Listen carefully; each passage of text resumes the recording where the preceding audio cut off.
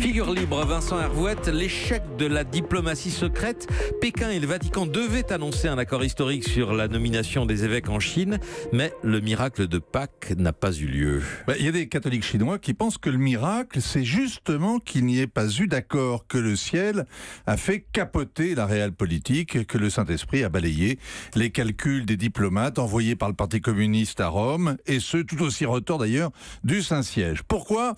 Parce que ces catholiques sont ceux de l'Église clandestine, des chrétiens qui s'obstinent à refuser le joug du parti, le contrôle de la police secrète, les accommodements avec la dictature. Leur position n'a jamais été facile, elle a même parfois été atroce. Il y a une litanie de martyrs, des évêques qui ont croupi au laogai, le goulag chinois. On ne sait pas très bien combien ils sont, ces catholiques, quelques millions au milieu d'1,5 milliard de Chinois, mais comme le sel de la terre, ils irritent le régime. Et Pékin refuse que des Chinois soient sous l'autorité d'une instance étrangère. D'où l'association catholique patriotique.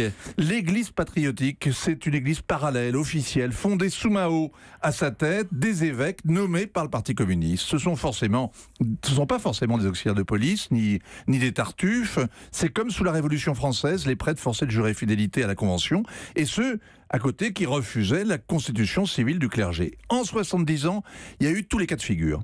Il y en a qui ont changé de bord dans les deux sens, et Dieu et le diable reconnaîtront les leurs. Aujourd'hui, il y a 60 évêques qui sont reconnus tout à la fois par Pékin et par Rome, et 17 par Rome seulement. Et Rome aimerait bien que ceux-là rentrent dans le rang, qu'ils cèdent leur place à d'autres choisis par Pékin. Pourquoi le Vatican abandonne ses loyalistes, Vincent ? Depuis qu'il est pape, François veut un accord avec la Chine. Ce serait la grande œuvre de sa politique étrangère. Ce pape est un jésuite et l'Empire du Milieu a toujours fasciné la compagnie de Jésus. Et puis c'est la génération Vatican II qui a cru à l'ost politique, l'ouverture à l'Est. Sur ce sujet, comme sur d'autres, le pape François fait exactement le contraire de Jean-Paul II. S'entendre sur la nomination des évêques, c'est le premier pas vers une normalisation. Ensuite, il y aurait la reconnaissance mutuelle, des relations diplomatiques, et puis après, qui sait, un voyage papal. L'enjeu est évident. Une église qui se veut catholique, c'est-à-dire universelle, ne peut pas ignorer le plus grand pays du monde, le plus peuplé, bientôt la première puissance, c'est l'avenir.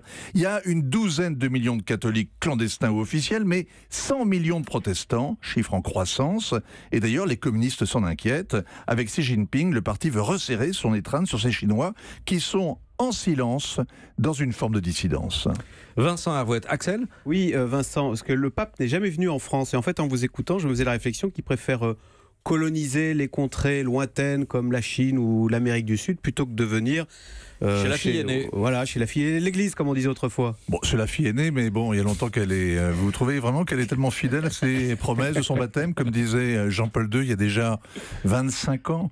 Non, le pape regarde l'Église de France peut-être pour ce qu'elle est, c'est-à-dire non pas un rameau mort, mais en tout cas une Église qui va pas bien et un pays qui a fait dissidence. Oui, il s'intéresse plus à ce qui naît, c'est-à-dire l'Afrique, et il s'intéresse davantage aux relations avec l'islam aussi.